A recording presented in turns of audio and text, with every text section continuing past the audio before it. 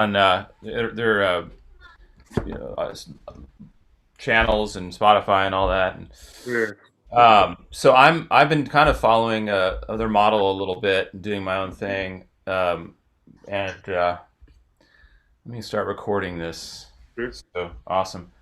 So what I'm we're making a plan for the next year. We're going to try to release one song every single week, with a video, whether Right. it's original or a cover. So I'll definitely be going to be, I'll be calling on you for more Please. stuff. Yeah. Love it. It's pretty exciting. I'm really happy how this one song come together Mhm. turned out. Or So came together, you might say. yeah, it came to, exactly come together. Yeah. Came together just fine, remotely. So we're gonna basically what I'm doing is I'm creating like a little sort of mini documentary for each song, just kind of throwing it together with basic interviews with the artists, and so it gives people that are my fans and new people some more things to dig into Sure. when they hear the songs. And so we might just rap here a little bit spontaneously, see what comes up, and then I'll edit out little bits and put it into the video. So I already did one with the guitar player Dave Scher Sure. and Sure. the tabla percussionist Jason. So it's just you left, Cool. and we haven't really worked together in person, so it's kind of interesting. Here we are in this pandemic, and yet we're making it work. So thank Yeah. That is a really interesting thing about the pandemic. Part of it is I do miss the in-person interaction, but in a way, it's almost like I'm kind of expanding my outreach towards beyond that. It's like now I feel honestly, I mean, there's friends that I haven't talked to in years that I'm in touch with now via Zoom or whatever, and it's like I right, don't have to, it's kind of ironic that it's making us feel more connected in some ways. right, and because life has slowed down, it's a grand pause in a way. Right. And now we're like pulling things off the shelf that were had dust on them. Mm. Uh, relationships, friends, music. Hey. I'm going to focus on my original music. I've been wanting to do this video thing once a week. Uh, that now, before we were driving around town, doing gigs or whatever, trading time for money. And now it's like, oh, we have time to do this. So it's pretty, I think it's pretty exciting to be able to like focus on, going back to the basics, or just, having curiosity about learning new things. And Mm. so this, and it's going to be interesting to see, what kind of process I can come up with that will enable us to do one song a week. Whether it's just knocking something out real organically, like I might just put a guitar down and then vocalist comes in, and I just put that together, and it works really great. So this guy, Jack Conte, that is the leader of Pompaloose. I mean, they'll go in the studio and do 5 songs, and then they've got their 5 songs for the month. Right. They just Well, knock them out. oh, Yeah. sorry. He does the Go ahead. that Scary Pockets band too, right? That's yeah, Scary Pockets. Okay, that's right. And they Yeah. do the same thing. I mean, and he's real open about how his process, and you can learn how he does it. And um, and I like the whole idea. Like I've been practicing this idea too of not being too precious about things, and not mulling over something like, oh, we Mhm. got to listen to this over and over again for the next 6 months. Right. Um, Right. because it used to be like coming up as a music student. You're taught to do your best work, and you really got to focus and take your time. And so while I can understand that approach, and you can use that as well, you can also get too, you know, obsessive, right, on Right. things. Right. Right. Just go with your gut instinct a lot, and that's a lot what's the beauty of being a jazz improviser is you bring to bear like all this study that's been sifting through your consciousness for years and years. You bring it to bear in a moment where in that moment you can't sit back and look at it and go, what should I do? Should I do that or that? Right? It's just happens. It's in the Right. moment. So, and that's or not just jazz, but any kind of performance art where you're playing together. And so Yeah, I'm definitely. getting off on a tangent. I don't know, but what do you Oh, that's think? all right. I think there's a lot of like kind of philosophical. There's a lot of ways you could tie like a philosophical approach to that too. Like for instance, for a while I was getting really, like I might be on a gig and I might mess something up. And it's also weird because those nights where I like felt like I was off are almost always the nights where I got the most praise from my peers. You know what I mean? Like nights where I thought I was like really smoking, like really killing it. It's Yeah. like I might as well have been furniture. And then the other times it's like, yeah, man, you're killing, and it's like I Interesting. guess philosophically, I think it's a difficult thing to divorce our expectations Yep. from the reality of the coolness of what we just did, right? Even if we might see it as a mistake or like I not know. necessarily aligning with our intentions, it might be gold to somebody else. You know That's what I right. mean? I know. It's so cool. And then you can also listen to things months later, and you thought you were off, and then you go, oh, it actually sounds good. There are some things Right. that I didn't hear before. And so knowing that now, if you're more, that's part of maturing as an artist, I think, is to not make like snap decisions right away, and you can recognize. I mean, I was just recording with my partner Karen, an arrangement of "How Deep Is Your Love" by the Bee Gees, and on the very first like listen, I was immediately like, "Ah, I don't know, I'm not digging it. And I immediately kind of went into this dive of emotional, Right. oh my gosh, what are we going to do? This is not really. And but then a voice inside was like, well, give it some time, like, and so and then by the end of like an hour of kind of going through and sifting through it, it's like, wow, this is actually good. This is really good. So it Right. just depends on your state of mind, right? At the Yeah. time, a lot of times, and then whether it, I mean, sometimes it can go the other way, and it'll just stay permanently like, nope, that's not an inspired performance. So let's move on. And Right. Right. so, but anyway, like just to be able to do this, I think is very much in the spirit of jazz and great music making is to just decide something in the flow and just go with it. And Absolutely. so we had you on. I'll just set it up. But why don't you introduce yourself? Alex Browne. I play upright bass on "Come Together." Start with that, okay? Sure. Hi, Like, my name is Alex Browne. I played upright bass in on "Come Together" on okay, for the Strings Attached project. okay, do that one more time, and I won't talk. Sorry. Good. Oh, that's okay. Hi there. My name is Alex Browne. I played upright bass on the version of "Come Together" for the Strings Attached project. Looks great. Okay. So, is acoustic bass your first instrument, Alex? It's not actually. My first instrument was, well, if you discount like the recorder that we all played in, Right, elementary right, school. right. Yeah. I was actually in the all region recorder band my first year playing it. Still one of my proudest achievements, I think. But no, but the first instrument that I really took to was electric bass. Okay. And then I had a very um, she's an amazing director, but she was very forceful, and it was one of those deals where I was like, I had a friend in the orchestra room, and this old teacher, Miss Vandiver, came out and she said, "Hey, you play electric bass? I heard you play electric bass." I said, "Yeah," and she said, "Well, we're signing you up for orchestra next year," and I was like, "Okay." And before I knew it, I was like signed up, and I think that was when I was 16, so that was a little over 10 years ago. I'm 28 now. Mhm. And I just kind of took to it. I was almost forced into it in a way, but it really kind of took flight. And then I, went to college to study it, and here I am playing professionally over many years later. So you have a degree in upright, like classical, or? Jazz, actually. I have an undergraduate degree from North Texas, Oh, wow. and then I got my master's at UT. So both in jazz emphasis. Yeah. So were you hanging out with the Snarky Puppy guys, or is it they were Oh man, you? I just missed them. I think by a couple years. That was a little before my time.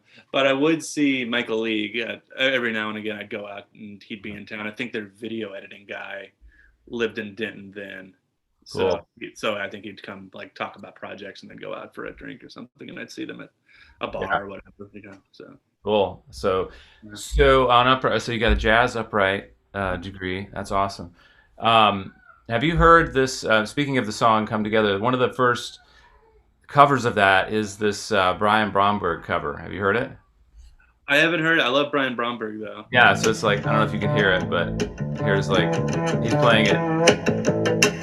Like, okay, that's where I'll cue in. Check out Brian Bromberg's cover. This is so cool.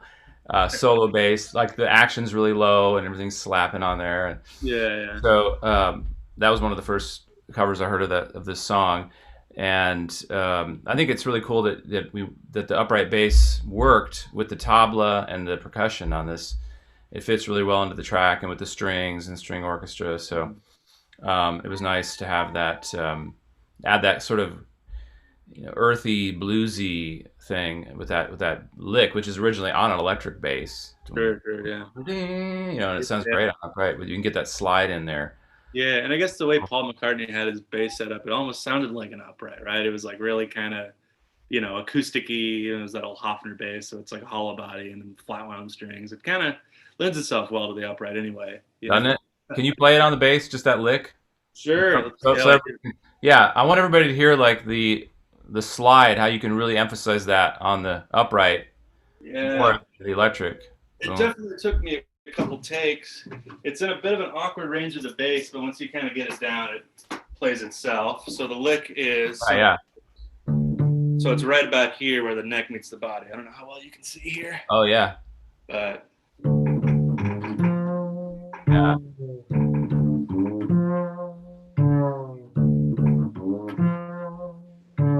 Nice.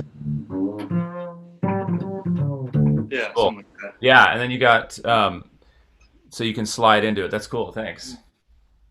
So you can really hear that slide, which on the upright, I mean on the electric isn't so much there because you got the frets.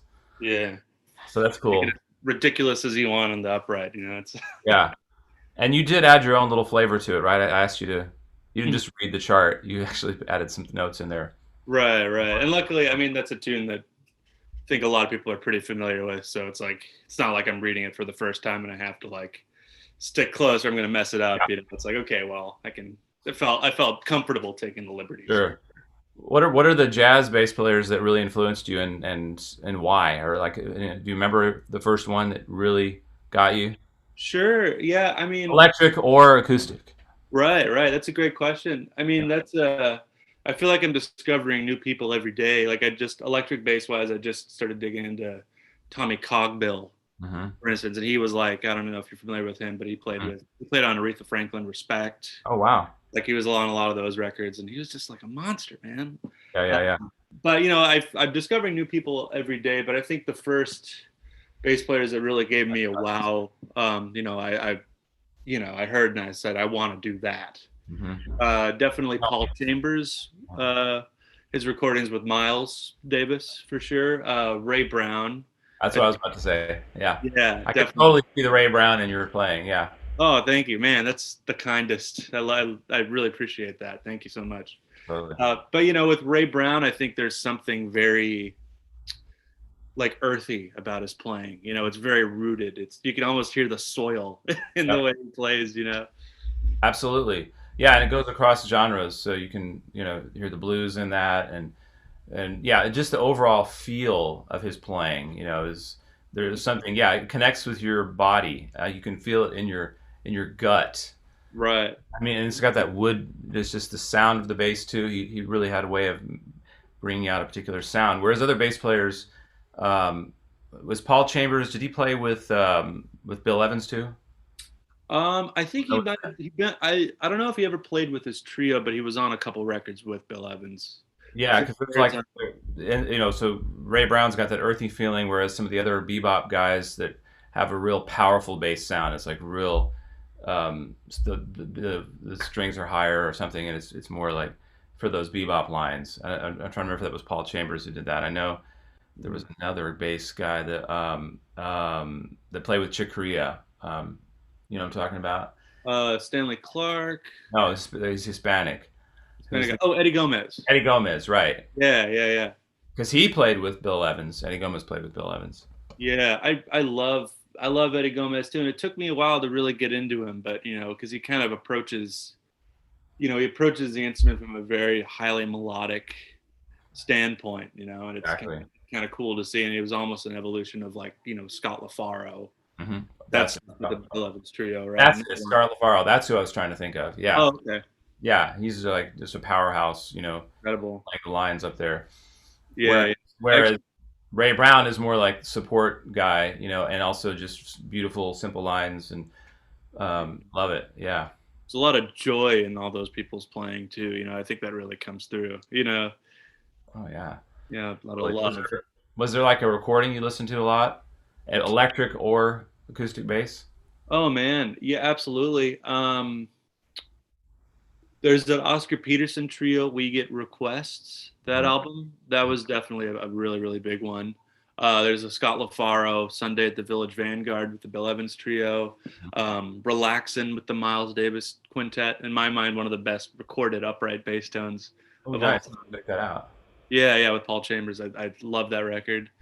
Um, I'm trying to think what else. The Mingus stuff. Charles Mingus was an early influence. He's kind of coming from a different place, but I love it. I love his compositions too. Really. Any Uh, album of Mingus that's your favorite?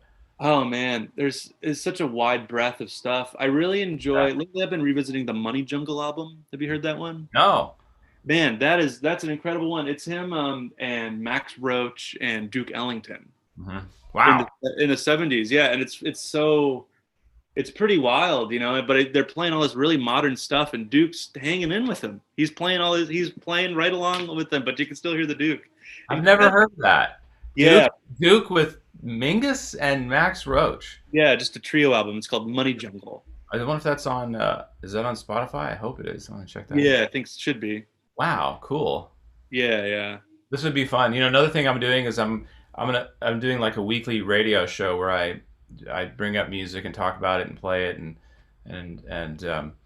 that would be fun to have you on and talk like prepare some songs and Sure, I'd albums. love Like, to. I don't even know about that. People are really longing for curation, because there's so much noise out there. To be able to find things that sound good and discover kind of like we're making these videos here, the Sure. people behind the music. Now that we have endless shelf space, we can tell the stories, the stories behind the songs, the stories behind the music, and I think it lends a lot of humanity and to the music, and it makes it more interesting. Absolutely. Yeah, and So it can be kind of difficult for an uninformed listener. I get asked fairly frequently, "Hey, I'm trying to get into jazz. What should I listen to?" right, Like, oh right, man, that's like saying, "Oh, I want to get into rock and roll." right, Like, exactly. It is, or like I'm into air. It's like yeah, right. But it's like, it's like, oh, do you want me to introduce you to the Beatles or like Slayer? It's like that wide. But, and I understand it's coming from a place of, they want to learn more about the music, which is great. So I usually just kind of point them into like, those kind of blue Yep. records like that. To start with the Yeah. classics. Yeah, I know. Kind of Blue is there. So I grew up in Austin, and there was a jazz show called Jazz Cross Currents that C.K. Carmen did in the late '80s and '90s, and her show always started with all blues. Uh-huh. Coming in with that tremolo on the piano, that Bill Evans was doing, Sure. and so and talk about a great sounding recording. I mean, gosh, Oh man. I mean, right? The Yeah. fidelity of it is I just think I think that was Rudy Van Gelder, right? That was he did yeah, that? Yeah, yeah. oh, unbelievable. Huh. Yeah, yeah. How much better can you do than Rudy Van Gelder? It's so good. It's so rich. It's so warm. Mm. So, but what about Jocko? Were you ever into Jocko stuff later Love on? Jocko. Yeah, Of he's course, one of my right? favorites. He's kind of one of those guys. I didn't really understand what he was doing when I first picked up the bass.